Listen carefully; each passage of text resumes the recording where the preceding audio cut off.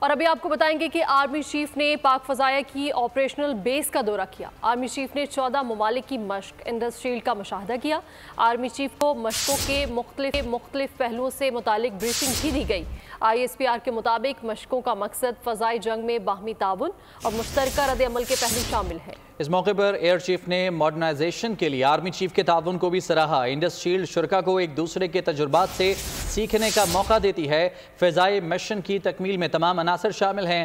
Army chief نے پاک فضائیہ کی آپریشنل بیس کا دورہ کیا ہے۔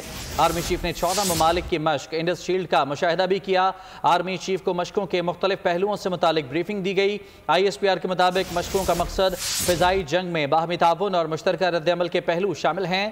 ایئر چیف نے ماڈرنائزیشن کے لیے آرمی چیف کے تعاون کو سراہا۔ اس موقع پر کہا گیا کہ انڈس شیلڈ شرکا کو ایک دوسرے کے تجربات سے سیکھنے کا موقع دیتی ہے۔ فضائی مشن کی تکمیل میں تمام عناصر شامل ہیں۔ آرمی چیف نے پاک فضائیہ کی آپریشنل بیس کا دورہ کیا ہے۔ آرمی چیف نے 14 ممالک کی مشق انڈس شیلڈ کا مشاہدہ بھی کیا۔